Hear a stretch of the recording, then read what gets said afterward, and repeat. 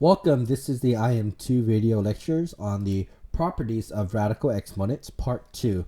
The learning target is the same as part 1, is for you to understand the rational exponent. The two success criteria are for you to recall the different properties of the radical exponent, as well as use the properties of the rational exponent. Here you should see the properties name and example like before, but this time I decided to throw in numbers rather than variables. The first one, sum of power. 2 squared plus 2 cubed does not equal 2 to the power 2 plus 3. You cannot add two different exponents. This was 2 to the second power and this is 2 to the third power. They're different. You cannot add them. Next, product of power. However, you can multiply them. So, multiply of the same base. So here, these are two 2's. What you can do is you can add the exponent. So 2 squared times 2 cubed is the same thing as 2 to the power of 2 plus 3. Here, you add the exponent. Power of a product. The exponent of an exponent, so here it's in red, that's the exponent, which is 4. And the exponent here, which is 2, you multiply the exponent. So 4 times 2 is 8. So the exponent of an exponent, you multiply the exponent. If you have a negative exponent, what you're going to do is you're going to flip the term. So if it was on top, like right here, it's going to come down here to the bottom, and it becomes a positive value. If it starts from the bottom, -3, it goes here to the top. So that's what I mean by flip it. The zero exponent. Any number to the 0 power is equal to 1. The zero exponent is always 1. The quotient of an exponent. So if you divide these at the same base, so 2 to the 5th power divided by 2 to the 3rd power, you subtract the exponent. So 5 subtract 3 is the exponent here. If you have power of a quotient, that means you have a power, the exponent here, and you have a fraction inside. Please understand that the exponent of 2 here is distribute or given to each one of the terms. So it becomes 2 squared, which is on top, and 2 to the 5th power, which is also on top. Notice how the 2 is given to the top and the bottom part of the fraction. So now we get to see it in action. So you're going to simplify this to one single power. The first one, you have 2 to the 4 on top and 2 to the 3 on the bottom. What you should do here is you're supposed to subtract the power because that was that property. So it was 4 minus 3, which is the power. So it becomes 2 to the 1 power. That's after you subtract, getting you the same answer of 2. No one writes to the power of 1. Number 2, 3, 6. This multiplies, but please understand that can just be the dot. 3 to the 6th power and 3 to the what power? Just to let you know, there's really a 1 here. So in this case, they have the same base and you're multiplying them. So what are you going to do? You're going to add the power. So it's 3, 6 plus 1. That becomes 3 to the 7th power. Because this is one of the properties that we did. Okay. It was we call that the product of a power. This is product of a power. Number 6, 3 to the 6th power, which is to the 2nd power. That looks like that's an exponent of an exponent. So you're going to multiply the exponent. So 6 is going to be multiplied to 2 because you're going to multiply the powers. Just get you 3 to the 12 after you multiply. So there you go. That's everything that you need to know how to do in terms of the basic exponent rules. You could try it in Delta Math. It's the same problem. Now it's like this, but this time they give you the variable. Okay. You have d times d to the 6th power. Please understand that the first d here, the letter d, has a default power of 1. There's really a 1 here. And we know that when we multiply here, the exponent adds. So you add the powers. So it's 1 plus 6. So the letter D is to the 7th power, and that's what happens after you add. Number 2, what happens when it is an exponent of an exponent? Well, we know that we multiply the powers. So C to the 2 times 6 power is C to the 12th power. There you go. Good job. That is how you do the exponent, but now with a variable. Let's look at the third one now. This time you have both the variable and the coefficient together. All right? So you have 7t to the 5th power and 2t to the 3rd power. Please understand, when it's like this, it's really multiply. Okay? So these two are really multiply. So the first thing that you need to do is that you want to multiply the coefficients, then add the exponents. So there are two different. So the first thing that you want to do is you want to do the coefficient. So 7 times 2 is one of them. Then next, you have the t part. Okay, the t part is t 5 to the plus 3 because you add the exponent. So it should look like that. Okay, 7 times 2 is 14, and the t, you add the exponent, so t plus 3, which is just t to the 8th power. There you go. Next, negative 6w to the 3rd power. The 3rd power is going to be distribute to both terms. Please understand that there's really a 1 here in front of the w. There's also a 1 in front of the 6. So this should look like negative 6 to the 3rd power and w 1 times 3. Okay, so they've just wrote it out for you. So negative 6 times negative 6 times negative 6, that gets you a negative 216. And we know that 3 times 1 is 3. So it's w to the 3rd power. Okay, be very careful here. This is negative. This is a negative number, so it's negative 6 to the 3rd power. That's why it's negative 216. Okay, so this is like before, but this time you have both the variable and coefficient. So you have to treat them the same and take care of them individually. Next, now it's in a fraction. Okay, so we have to throw in the quotient properties. All right, so nothing happened to, if we take a look at the top, nothing happens to it. It was still 6d to the 6th power, which is perfectly fine. Nothing happens to the 2. What changed is that 6d parentheses 2. So here, it's going to be 5 times 2. Okay? Because if you write this, this is an exponent of an exponent. This equals to when you multiply them. So an exponent of an exponent, you multiply them. So 5 times 2. This gets you what? 10. Should look like 10. Okay? Because these two multiply. Right? Now, if you have this, you want to treat it as two different problems. You want to do the 6 divided by 2, which are just your coefficients. Then you want to do your variables. So d6 divided by d10.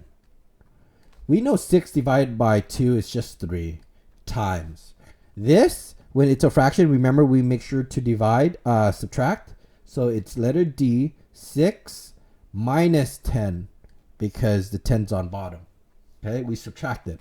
So it's 3 times D to the negative 4. We don't like the negative number, so we bring it to the bottom. So it's 3d divided by d to the 4. Okay, so that's how you do that. All right. Okay.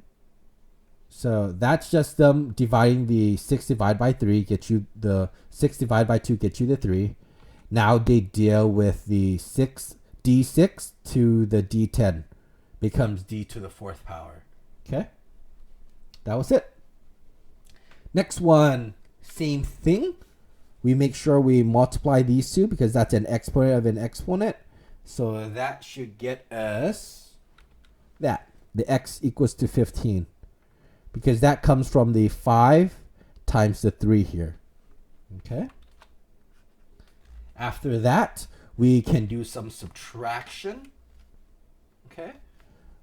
Well, we do 5 over 10 times then we have x15 minus 5 because this is quotient of a power. So 5 over 10 becomes 1/2 times x15 minus 5 is 10. So you can write this as x to the 10 over 2. Here's how it looks like neatly. Okay.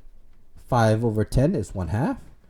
X to the 15 divided by x to the 5, it cancels out. So it's just x to the 10, which is on top, and the 2 is on bottom.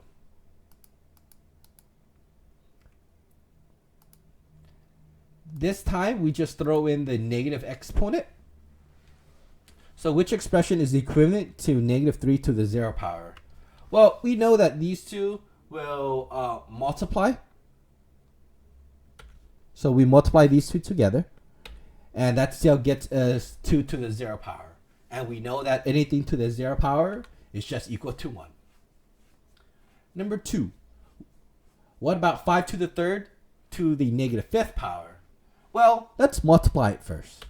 So 5 to the power of 3 times negative 15.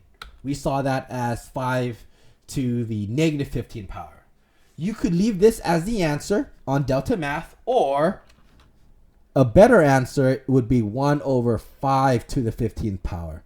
Do you see how here I flipped it by bringing it to the bottom by making it positive? Next, this one. We saw that we have, when it's a division here, division of power, we subtract.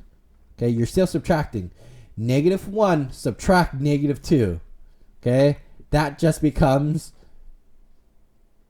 that becomes a positive 1. Yeah. So make sure you figure that out. Plug that in a calculator. Negative 1 subtract negative 2. That should get you a positive 1. So the answer is 5 to the 1st power, which is just 5. Example 6. This is the last one. Now we throw in all the exponents, the negatives, all that together. Okay? So the first thing that I'm going to do is I notice nothing happens to the top. That remains the same. And on bottom, I saw that these two will multiply because there's an exponent of an exponent. So a negative 5 times 4. That's going to get me negative 5 times negative 4 gets me negative 20. I do not like how this is the bottom, so I'm going to bring it to the top. So negative 2a5 a to the 20th power. Now it's on top. On bottom, it just becomes 3. Okay? I brought it to the top. Right? Do you see how I bring it to the top? Right there. Bring it to the top. Okay? From there, I saw that I can add these two because this is a to the 5th times a to the 20th. So it's 5 plus 20. Nothing happens to the bottom, which is just 3. And we know 5 plus 20, that becomes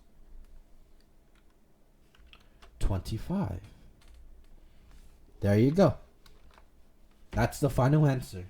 Okay? I'm just going to clean it up for you here.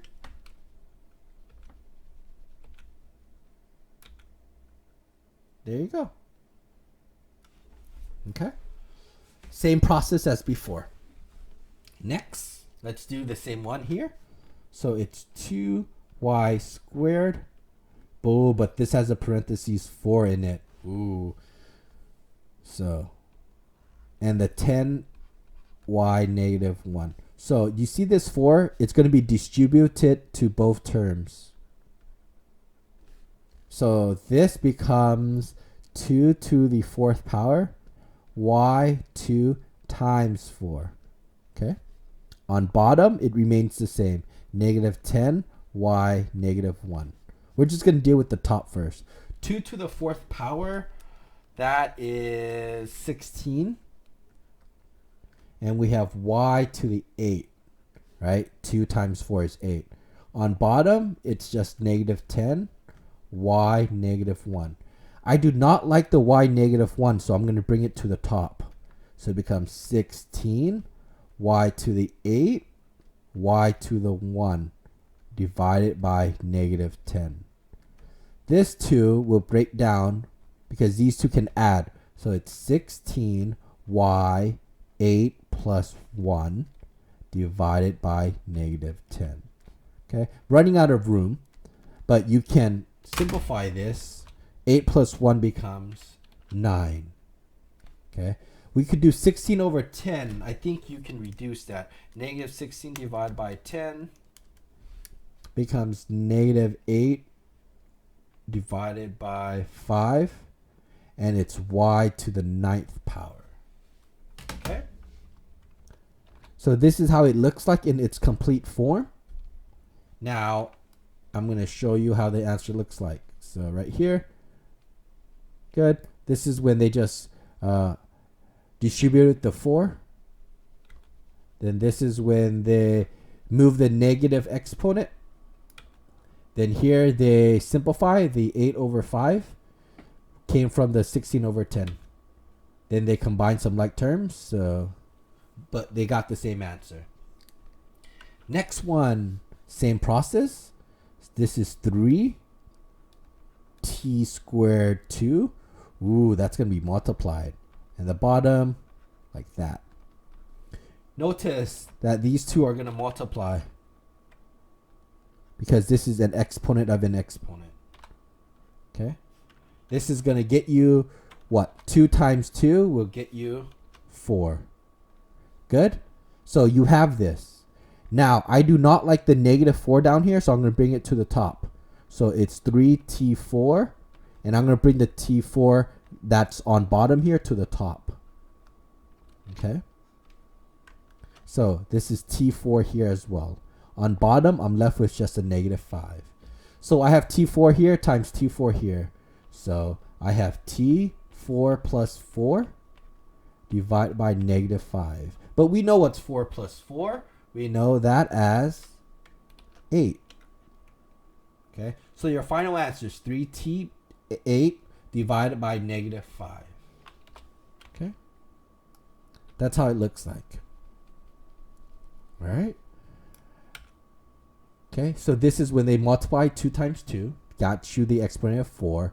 Here, they moved up the negative exponent, so the t negative 4 goes on to the top. And here, now they add it to t to the 8. Okay, that's it. Right? So there you go. Those are all the videos that covers everything that you need for Delta Math. And because this is just going to be our second day of the properties of the exponent. Please understand that you cannot be successful if you do not have this core concept written down. That's it.